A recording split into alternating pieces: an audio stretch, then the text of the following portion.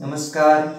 या प्रॉब्लेममध्ये विशाल company limited ही जी company आहे तिने तिचे 60,000 इक्विटी शेअर्स विक्रीला काढलेले आहेत आणि प्रत्येक शेअरची फेस व्हॅल्यू म्हणजे जिला आपण दर्शनी किंमत बोलतो ती 100 रुपये आहे आणि विक्री करताना कंपनीने तिचा 100 रुपयाचा एक शेअर 100 रुपयालाच विकायचं ठरवलेलं आहे.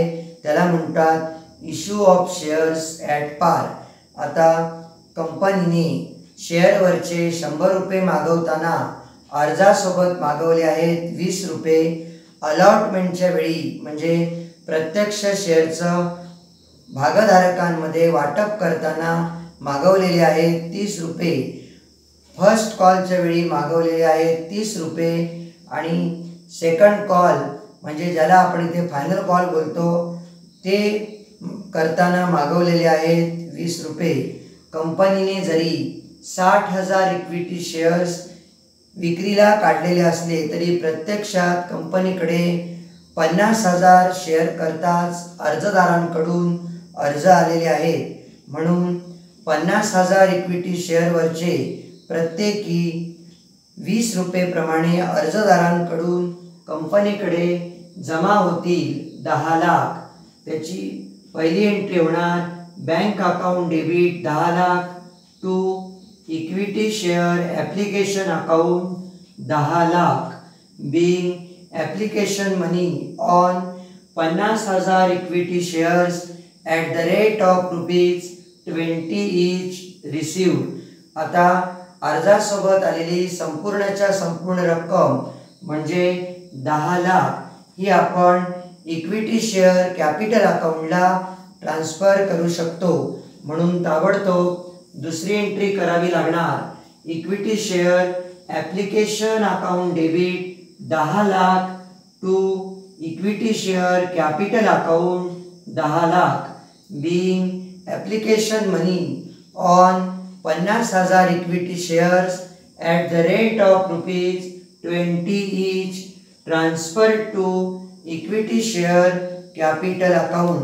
आता अर्जदारांमध्ये प्रत्यक्ष शेअरचं वाटप करण्याच्या वेळी कंपनीने 100 रुपयापैकी मागवलेले आहेत 30 रुपये म्हणजे 50,000 शेअरवरचे प्रत्येकी 30 रुपये प्रमाणे 15 लाख रुपये भागधारकांकडून कंपनीला ड्यू असतील. म्हणून तिसरी एंट्री झाली equity share allotment account debit 15 lakh to equity share capital account 15 lakh being allotment money on 50,000 equity shares at the rate of ₹30 each due. वितरणाच्या वेळी मागवलेले म्हणजेच अलॉटमेंटच्या वेळी मागवलेले 50,000 शेअरवरचे प्रत्येकी 30 रुपये प्रमाणे संपूर्णच्या संपूर्ण रक्कम भागधारकांकडून कंपनीला मिळालेली आहे. म्हणून 4 नंबरची एंट्री झाली bank account debit 15 lakh to equity share allotment account 15 lakh being allotment money on 50,000 equity shares at the rate of ₹30 each received. आता कंपनी 100 रुपयापैकी पहिला कॉल करून मागवणार आहे 30 रुपये. म्हणून 50,000 शेअरवरचे प्रत्येकी 30 रुपये प्रमाणे पुन्हा 15 लाख रुपये भागधारकांकडून पहिल्या कॉलनुसार कंपनीला ड्यू असतील म्हणजेच येणे असतील.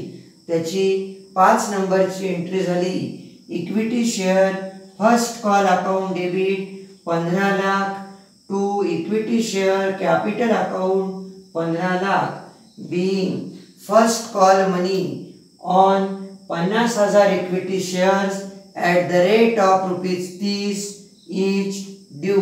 पहिल्या कॉलनुसार 50,000 शेअरवरचे प्रत्येकी 30 रुपये प्रमाणे जरी 15 लाख रुपये कंपनीकडे भागधारकांकडून येणं बाकी असलं तरी त्याच्यामध्ये एक शेअर होल्डर अशी आहे की जिचं नाव कामिनी आहे आणि तिने 2000 शेअर्स खरेदी केले होते, ती त्या शेअरवरचे पैसे देऊ शकली नाही. म्हणजे कंपनीकडे फर्स्ट कॉलचे 48,000 शेअरवरचे 30 रुपये प्रमाणे 14,40,000 रुपये जमा होतील.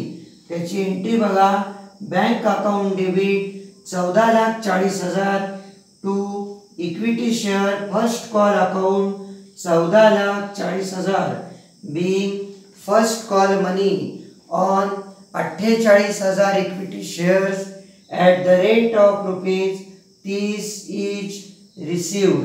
आता कंपनी उरलेले शेवटचे 20 रुपये सेकंड कॉल करून मागवणार आहे. असे 50,000 शेअरवरचे प्रत्येकी 20 रुपये प्रमाणे भागधारकांकडून कंपनीला ड्यू असतील 10 लाख. त्याची एंट्री होणार. Equity share second call account debit 10 lakh to equity share capital account 10 lakh being second call money on 50,000 equity shares at the rate of ₹20 each due.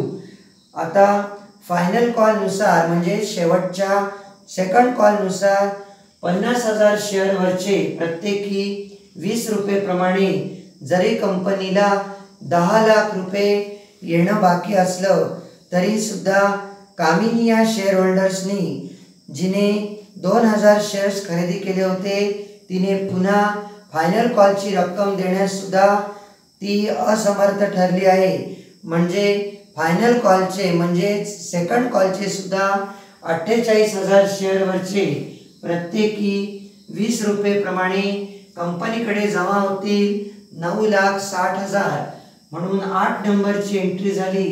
Bank account debit 9,60,000 to equity share second call account 9,60,000 being second call money on 48,000 equity shares at the rate of ₹20 each received.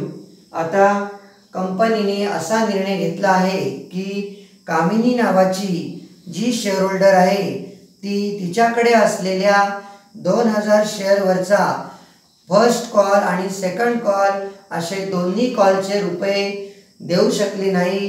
म्हणून कंपनीने तिच्याकडे असलेले 2000 share जप्त करण्याचा निर्णय घेतला. म्हणून share जप्त केल्याची एंट्री करावी लागेल 9 नंबरची. 9 नंबर एंट्री बघा. Equity share capital account debit 2 lakh. 2000 ही जप्त केलेल्या शेअरची संख्या आहे आणि त्या शेअरवर आतापर्यंत मागवलेली संपूर्ण रक्कम म्हणजे face value called up value जिला आपण बोलतो 100. म्हणून 2000 गुणिले 100 बरोबर 2 lakh. To equity share first call account 60,000. जप्त केलेल्या शेअरची संख्या आहे 2000 आणि पहिल्या कॉलच्या वेळी मागवलेले 30 रुपये ती देऊ शकली नाही. म्हणून 2000 गुणिले 30 बरोबर 60,000. To equity share second call account 40,000. 2000 जप्त केलेल्या शेअरची संख्या आहे आणि सेकंड कॉलच्या वेळी मागवलेली रक्कम होती 20 रुपये की जे ती देऊ शकली नाही. म्हणून 2000 गुणिले 20 बरोबर 40,000. To equity share forfeiture account 1 lakh. जप्त केलेल्या शेअरची संख्या 2000 आणि त्या शेअरवरची तिच्याकडून आतापर्यंत वसूल झालेली रक्कम आहे 50. म्हणून 2000 गुणिले 50 बरोबर 1 लाख.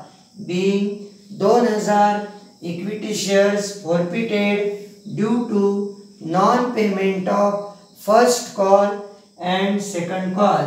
आता शेअर फॉरफिचर अकाउंट जो आपण 9व्या एंट्रीमध्ये क्रेडिट केलेला आहे 1 लाखांनी, तो अकाउंट आपल्याला आता कॅपिटल रिझर्व्ह या स्पेशल अकाउंटला ट्रान्सफर करावा लागतो. म्हणून 9व्या एंट्रीमध्ये जो अकाउंट क्रेडिट आहे तो कॅपिटल रिझर्व्हला ट्रान्सफर करताना आपल्याला डेबिट ठेवावा लागणार, म्हणून 10वी एंट्री झाली equity share forfeiture account debit 1,00,000 to capital reserve account 1,00,000 being balance on equity share forfeiture account transferred to capital reserve account.